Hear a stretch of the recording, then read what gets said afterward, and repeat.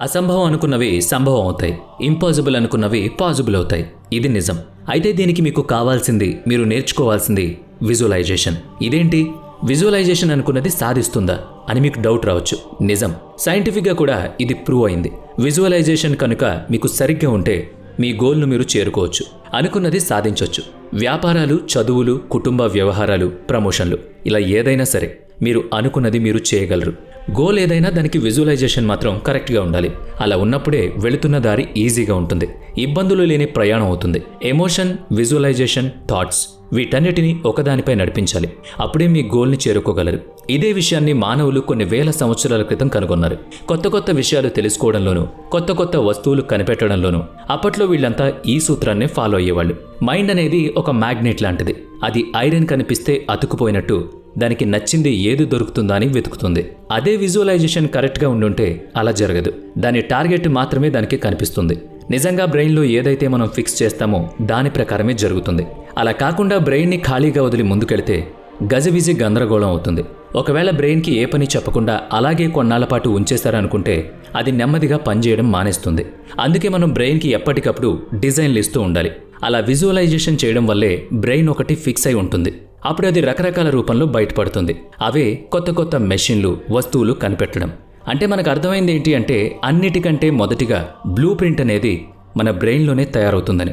గతంలో చాలామంది సైంటిస్టులు చేసింది ఇదే. బ్రెయిన్లో బ్లూ ప్రింట్ ఫిక్స్ చేసుకున్నాకే పేపర్ల పైకి వచ్చింది. ఆ తర్వాత ఇంప్లిమెంటేషన్లోకి వచ్చింది.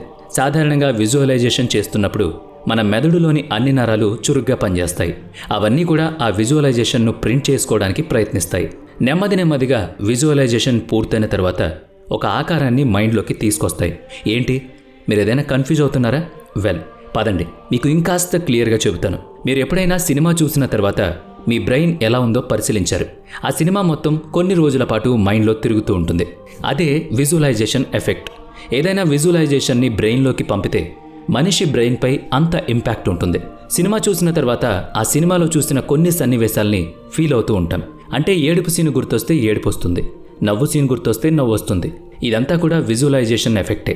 విజువలైజేషన్ గురించి తెలుసుకోవాలంటే మనిషి యొక్క బ్రెయిన్ ఒక ప్రాజెక్ట్లా పనిచేయాలి. అంటే ఈ ఇమాజినేషన్ అనేది ఒక్కసారి కాదు, పదే పదే మన మైండ్లోకి వస్తూనే ఉంటుంది. ఇలా వస్తేనే మనం ఆ పనిపై దృష్టి పెట్టినట్టు లెక్క. దీనివల్ల ఆ పని త్వరగా పూర్తవడమే కాకుండా సక్సెస్ కూడా అందుతుంది. గతంలో సైంటిస్టులు చేసింది అంతా ఇదే. అందువల్లే వాళ్ళు కొత్త కొత్త విషయాలు కొన్ని ప్రయోగాల తర్వాత కనిపెట్టగలిగారు. ఎవరైనా సరే లక్ష్యం అనేది ఒకటి పెట్టుకుంటే దాన్ని ముందుగా బ్రెయిన్లో ఫిక్స్ చేయాలి. అప్పుడే అనుకున్నది సాధించగలుగుతారు. అందుకే పెద్దవాళ్ళు పిల్లల్ని ఎక్కువగా కలలు కనమంటారు. కలలు అనేవి వాళ్ళకి చాలా ముఖ్యం. దానివల్లే వాళ్ళు పైకి ఎదగలుగుతారు. డ్రీమ్, గోల్ లేకుండా ఏ పని సాధ్యం కాదు. సులువు అంతకన్నా కానే కాదు. అందుకే ఒక లక్ష్యాన్ని మాత్రం ఖచ్చితంగా ఏర్పాటు చేసుకోవాలి. అప్పుడే గోల్ వరకు వెళ్లేందుకు ఈ బ్రెయిన్ మనకు హెల్ప్ చేస్తుంది. మనం న్యూస్లో చదువుతూ ఉంటాం, అప్పటి వరకు పేదవాడిగా ఉన్న వ్యక్తి కొన్ని రోజుల్లో ధనవంతుడయ్యాడని. దానికి అతడు ఎంతో శ్రమ చేశాడని. మరి చాలామంది శ్రమ చేస్తూనే ఉంటారు కదా, వాళ్ళెందుకు ధనవంతులు కాలేకపోతున్నారు అంటే పేదవాడికి ఒక లక్ష్యం ఉంది, ఒక విజువలైజేషన్ ఉంది, అనుకున్నది సాధించాలనే తపన ఉంది. అందుకే అనుకున్నది చేయగలిగాడు. ఇప్పుడు మీరు గనక ఏదైనా ఒక పనిని చేయాలి అనుకుంటున్నారా? అయితే ఈ వీడియోని ఫాలో అవ్వండి. ముఖ్యంగా మీరు ఏది అనుకున్నారో దాన్ని మీ గోల్ అనుకోండి. ఆ గోల్ని మైండ్కి ఫిక్స్ చేయండి. ఆ తర్వాత ఒక సినిమా డైరెక్టర్ లాగా ఒక పేపర్పై రాసుకోండి. కాదు గీయండి. అలా పేపర్ పైన మాత్రమే కాదు, బ్రెయిన్లో కూడా ఈ డిజైన్ వేసుకోవచ్చు. కాదంటే పేపర్పై డిజైన్ చేసుకోండి. అందువల్ల మైండ్లో మరింతగా ఫిక్స్ అవుతుంది. ఇలా మైండ్కి ఫిక్స్ చేసిన తర్వాత మీరు ఏ పని అయితే చేయాలనుకుంటున్నారో ఆ పనికి సంబంధించిన విషయాలు తెలుసుకోండి. అంటే ఇక్కడ తెలుసుకోవడం అంటే పాత పేపర్లో లేక పాత బుక్స్లో తిరగేసి తెలుసుకోవడం కాదు. ఒక ఇల్లు అన్నది మీ గోల్ అయితే మీకు ఎలాంటి ఇల్లు కావాలో అలాంటి ఇల్లు ఎక్కడ ఉన్నాయి, ఎలా కట్టారు, ఎన్ని గదులున్నాయి, ఎంత ఖర్చు అయింది, ఇలాంటి విషయాలన్నీ తెలుసుకోవాలి. ఇక మూడో స్టెప్లో మూవీ మేకింగ్ ఉంటుంది. అంటే పని గురించి విషయాలన్నీ తెలుసుకున్నారు.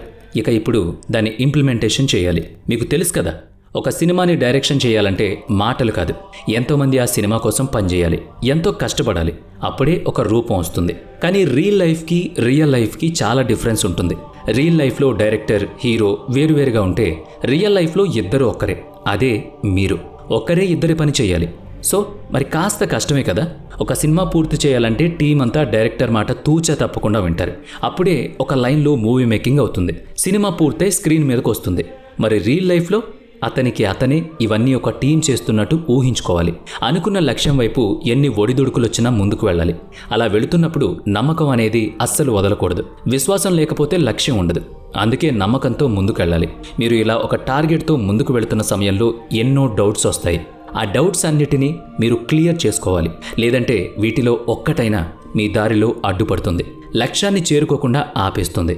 సో వచ్చిన డౌట్స్ని క్లియర్ చేసుకుని నమ్మకాన్ని ఎక్కడా వదలకుండా లక్ష్యం వైపు వెళుతూ ఉండాలి. మధ్య మధ్యలో భయం కూడా ఒక అడ్డంకిగా మారొచ్చు, కానీ భయాన్ని కూడా పక్కన పెట్టాలి. ఎందుకంటే మీ స్టోరీని మీరే రాసుకున్నారు, మీ లక్ష్యాన్ని మీరే ఎంచుకున్నారు, మీ డైరెక్షన్లోనే ఆ లక్ష్యం వైపు వెళుతున్నారు. కాబట్టి ఎక్కడా భయపడకుండా ముందుకు సాగాలి. ఇక్కడ ఇంకొక విషయం గుర్తుపెట్టుకోవాల్సింది ఏంటంటే, మీరు అనుకున్న లక్ష్యంలో వెళుతున్నప్పుడు మీరే ఎన్నో మార్పులు చేర్పులు చేసుకుంటారు. వీటిని ఎప్పటికప్పుడు ఒక డిజైన్ రూపంలో మీ మైండ్లో ఫిక్స్ చేయడం మర్చిపోకూడదు. అంతేకాదు, లక్ష్యాన్ని చేరుకున్న టైంలో ఉదయాన్నే లేవడం, ఆ లక్ష్యాన్ని తలుచుకోవడం అలవాటు చేసుకోవాలి. రాత్రి పడుకునే వరకు ఆ లక్ష్యం కోసమే పనిచేయాలి. అప్పుడే మైండ్లో ఉన్న విజువలైజేషన్ కూడా బాగా పనిచేస్తుంది. అర్థం చేసుకోండి, అట్రాక్షన్ లేనిదే యాక్షన్ ఉండదు, యాక్షన్ లేనిదే సక్సెస్ రాదు. లక్ష్యాన్ని చేరుకోవాలనుకునే వాళ్లకు ఇక్కడ కొన్ని టిప్స్ ఇస్తున్నాం. నంబర్ 1, లక్ష్యం ఒక్కటే ఉండాలి. అది తరచూ మార్చకూడదు, కానీ లక్ష్యానికి చేరుకునే దారులను మాత్రం మారుస్తూ ఉండాలి. టిప్ నెంబర్ 2, లైఫ్ అంటేనే ఒక ప్రయాణం. ఆ ప్రయాణంలో ఎన్నో అడ్డంకులు వస్తాయి, సవాళ్లు ఎదురవుతాయి. వాటన్నిటినీ తెలివిగా ఓర్పుగా ఎదుర్కోవాలి. ప్లాన్ ఏ ఫెయిల్ అయితే ప్లాన్ బి ఫాలో అవ్వాలి.